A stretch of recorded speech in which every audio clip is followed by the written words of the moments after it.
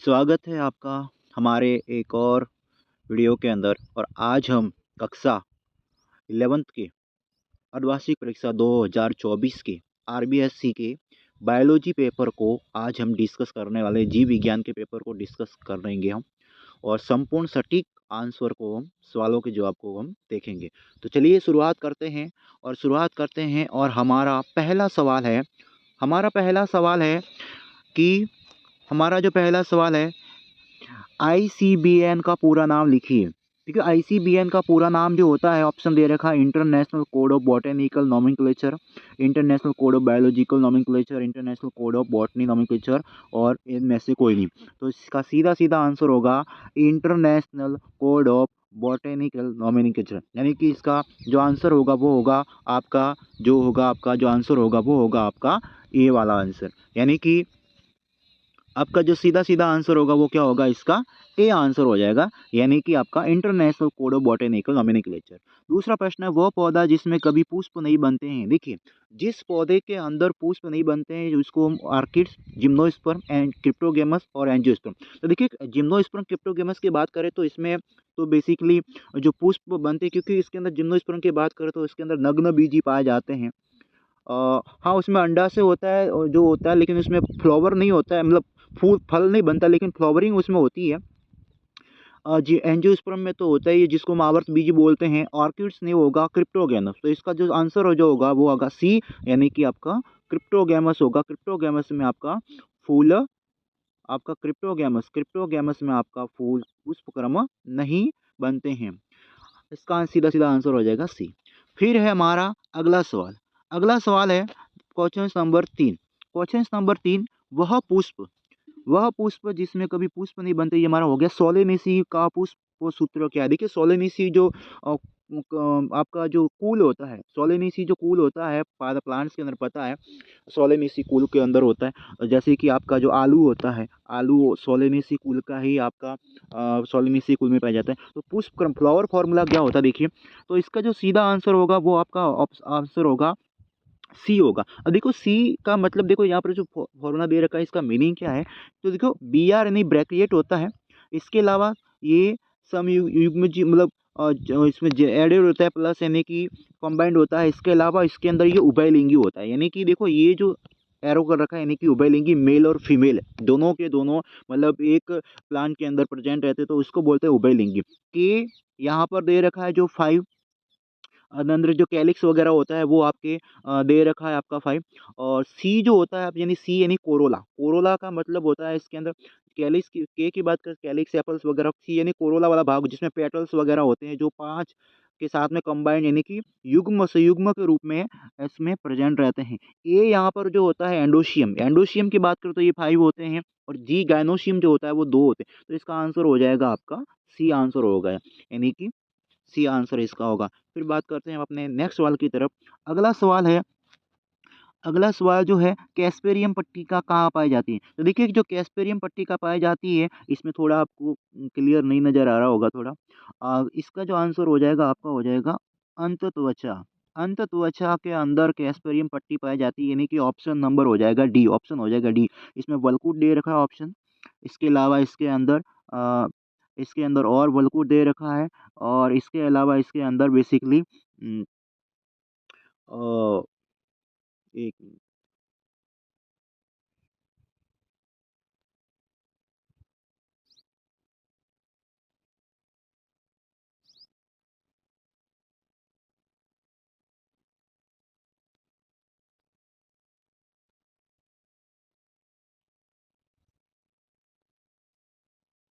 इसके अंदर बलकूट दे रखा है, कैस्पेरियम पट्टी दे रखी है, अंतत्वचा। तो इसका सीधा सीधा आंसर होगा, सॉरी फॉर डिस्टर्बेंस, इसका सीधा सीधा आंसर हो जाएगा आपका अंतत्वचा। नेक्स्ट, कॉकरोच का हृदय कितने कोष्ठों का मिलकर बना होता है। तो कॉकरोच का जो हृदय होता है वो आपको ऑप्शन दे रखा है 11, 12, 13 और 14। तो इसका आंसर होगा सी, यानी कि कॉकरोच में आपके 13 आपका कोष्ठों से मिलकर बना होता है। कोशिका की खोज किसने की थी। अगला सवाल है, कोशिका की खोज किसने की थी।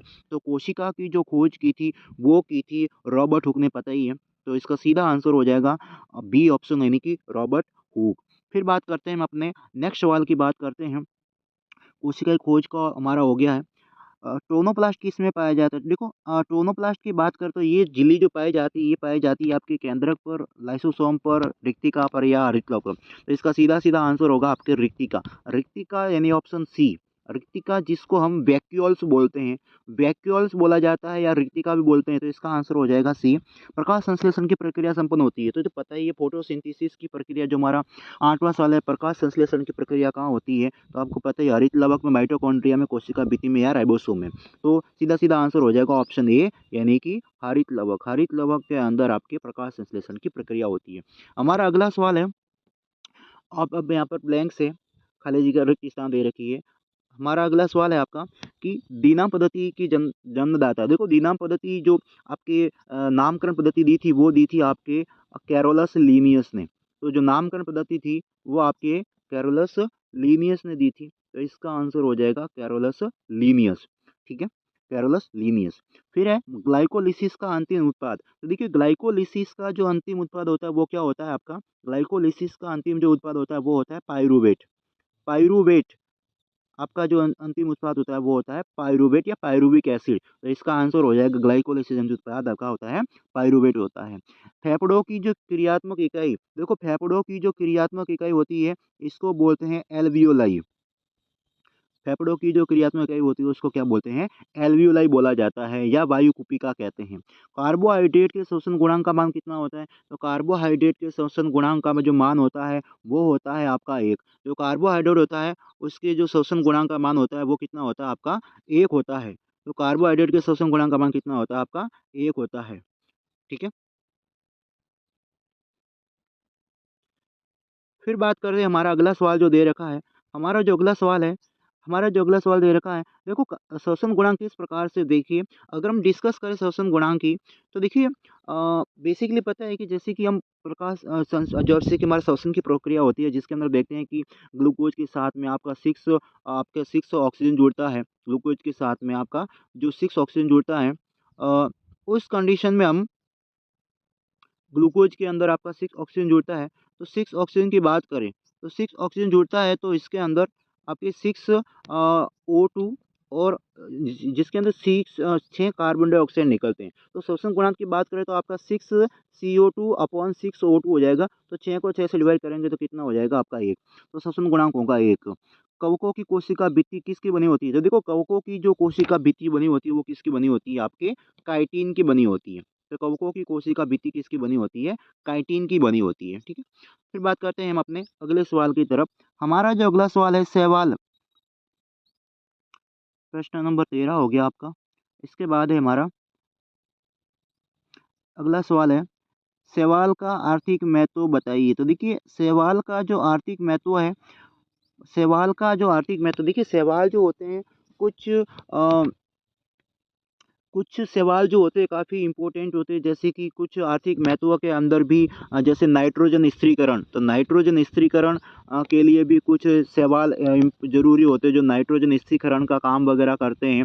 नाइट्रो सिंथेशन के लिए, सिंथेसाइज करने के लिए भी, नाइट्रोजन स्थिरीकरण करने के लिए भी कई सवालों का उपयोग किया जाता है। पीढ़ी एकांतरण में क्या होता है? पीढ़ी एकांतरण का मतलब होता है जिसके अंदर जो जो एक दूसरे के विपरीत दिशा के अंदर उपस्थित होते हैं। जैसे कि एक अवस्था जिसके अंदर एक बीजाणुधानी होती है, एक युग्मक दानी होती है, तो अगर वो मान लो एक दूसरे के विपरीत यानी कि अल्टरनेट अल्टरनेट यानी कि एक दूसरे के अपोजिट का डायरेक्शन के अंदर अगर स्थित होती है, तो इसको हम क्या बोलते हैं? पीढ़ी एकांतरण बोलते हैं। चक्रीय फॉस्फोराइलेशन किसे कहते हैं? इसके अलावा देखो फोटो रेस्पिरेशन तो पता ही है कि फोटो फॉस्फोरिलेशन किस प्रकार से चक्रीय फॉस्फोराइलेशन पाया जाता है, जिस कंडीशन के अंदर फॉस्फोरिलेशन की प्रक्रिया वो फोटो कंडीशन के अंदर होती है। एफसीसी कमला को तनाव हार्मोन क्यों बोलते हैं? देखिए एफसीसी कमला क्या होता है? एक ग्रोथ इनहिबिटर हार्मोन की तरह काम करता है, और कभी-कभार जब विपरीत परिस्थितियों के अंदर, अपोजिट कंडीशन के अंदर भी वो क्या करता है, प्लांट्स की सुरक्षा यानी कि उसको मजबूती प्रदान करता है। जैसे कोई सूखा पड़ गया या सूखे की कमी, सूखा हो गया वगैरह हो गया, वाटर की कमी हो गई उस कंडीशन में भी, फिर भी वो क्या करता है, प्लांट को मजबूती प्रदान करता है। इनहिबिट का मतलब उसको मजबूती, स्थिरता प्रदान करने का काम करता है, इसलिए हम बोलते हैं एफसीसी कमला को तनाव हार्मोन कहते हैं।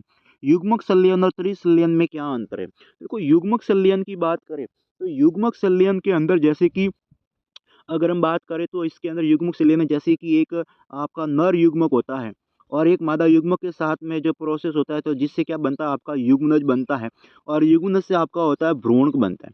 लेकिन त्रिसलियन में क्या होता है, त्रिसलियन के अंदर बात करें तो त्रिसलियन के अंदर आपके अंदर क्या होता है, द्विसलियन के युग्मक होता है और इसके साथ में आपका केंद्रक की ऐड होता है, ऐड हो जाता है, यानी कि आपके अंदर दी केंद्रक ऐड हो जाता है, यानी कि n+n यानी कि 3n हो जाता है और 3n होके क्या बनाता है, आपका भ्रूणपोष बनाता है। तो इसको हम क्या बोलते हैं, त्रिसलियन कहते हैं। हमारा अगला सवाल है, जिम्नोस्पर्म के महत्वपूर्ण लक्षणों का वर्णन कीजिए। तो देखो, जिम्नोस्पर्म की बात करें तो जिम्नोस्पर्म के अंदर पहला क्या होता है, इसके अंदर बीज होते हैं वो नग्न बीजी होते हैं। इसको हम अनावर्त बीजी बोलते हैं। अनावर्त बीजी होते हैं, ये नग्न बीजी होते हैं। अंडाशय होता है, उसके द्वारा फल का निर्माण नहीं होता है, यानी कि फल डेवलप नहीं होता है, फल का निर्माण नहीं होता है। तो ये विशेषता होती है किसकी, आपके जिम्नोस्पर्म की। प्लांटी और एनिमेलिया में अंतर। देखिए, प्लांटी की बात करें तो प्लांटी में आपका क्या होता है, प्लांट्स। प्लांटी का मतलब होता है प्लांट्स, यानी कि जितने भी प्लांट्स पादप वगैरह होते हैं वो कौन से वर्ग में, कौन से ग्रुप में आते हैं, आपके प्लांट में आते हैं। और एनिमेलिया के अंदर आता है जितने भी जीव वगैरह होते हैं वो सारे किस में आते हैं, आपके एनिमल के अंदर आते हैं। तो प्लांट्स की तो पता ही, स्वपोषी वगैरह होते हैं। एनिमल वगैरह जो विषम पोषी वगैरह होते हैं, प्रकाश संश्लेषण क्रिया करते हैं प्लांट्स, लेकिन एनिमल्स में ये प्रोसेस प्रकाश संश्लेषण वगैरह नहीं पाया जाता है। तो ये डिफरेंस आपको लिखना था। अपवक कवक के बारे में क्या होते हैं, देखो, जो अपवक कवक जो होते हैं वो क्या होते हैं, वो एक प्रकार से, वो क्या होते हैं, एक प्रकार से मर्तोजीवी, वो एक प्रकार से मर्तोपजीवी प्रोटिस्ट होते हैं। ये जो अपवक कवक जो होते हैं उसको वो क्या प्रकार से होते हैं, वो एक प्रकार से मर्तोपजीवी प्रोटिस्ट होते हैं, यानी कि मर्तोपजीवी मर्तोपजीवी प्रोटिस्ट कहलाते हैं। मर्तोपजीवी प्रोटिस्ट कहलाते हैं आपके अपवक कवक। पक्षियों में उड़ने हेतु क्या क्या रूपांतरण होता है, तो देखो, पक्षियों को उड़ने के लिए पता है आपकी, जो बर्ड्स वगैरह होते हैं उनका जो शरीर होता है वो खोखला होता है। शरीर जो होता है, एक तो शरीर हड्डियों का ढांचा खोखला होता है। इसके अलावा उनके शरीर का आगे का भाग जो मुख जो होता है वो चोंच के रूप में रूपांतरित होता है। इसके अलावा उनके जो पंख वगैरह पाए जाते हैं, जो भी जो उनको शरीर को, उनका शरीर का आकार उस शेप में होता है कि उसको उड़ने के अंदर क्या करता है, उसको सक्षम बनाने का काम करता है।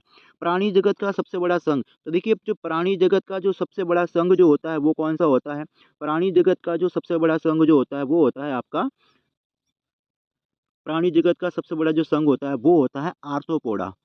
पता ही है, आर्थ्रोपोडा प्राणी जगत का सबसे बड़ा संघ होता है, आर्थ्रोपोडा।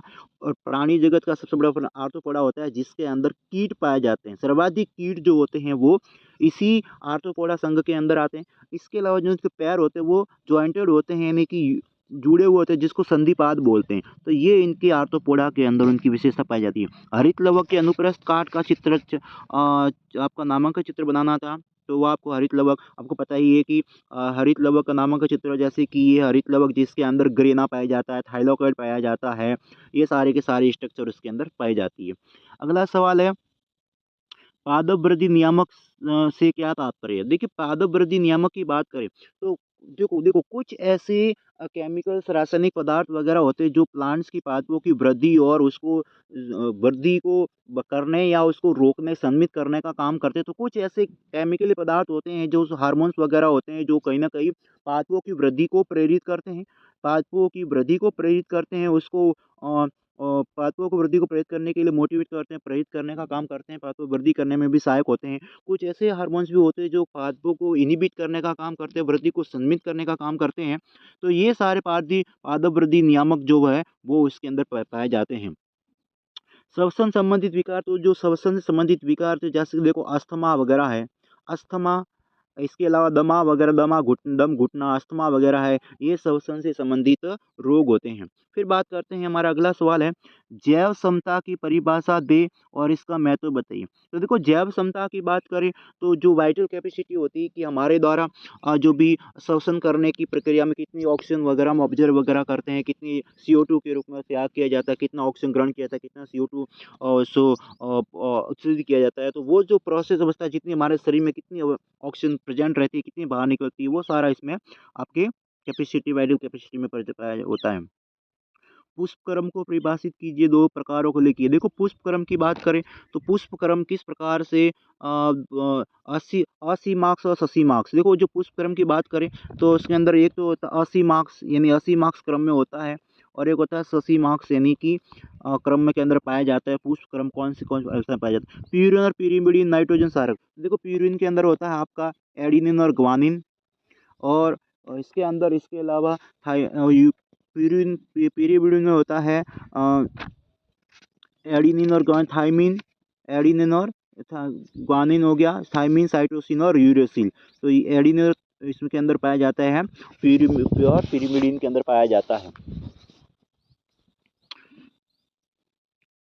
प्रकाश संश्लेषण किसे कहते हैं? तो ये पता ही है। प्रकाश संश्लेषण पेड़ पौधे जो होते हैं क्लोरोफिल क्लोरो प्रकाश सूर्य के प्रकाश की उपस्थिति में कार्बन डाइऑक्साइड और जल के साथ में अभिक्रिया करते हैं और ग्लूकोज के रूप में विघटन करते हैं और ऑक्सीजन मुक्त करते हैं, प्रकाश संश्लेषण कहलाते हैं। प्रकाश संश्लेषण प्रभावित करने वाले कारक तो बहुत सारे कारक है, जैसे कि तापमान है, वायु है, टेम्परेचर वगैरह है, प्रकाश वगैरह है, जल वगैरह है। ये सारे के सारे क्या करते हैं? प्रकाश संश्लेषण को प्रभावित करते हैं।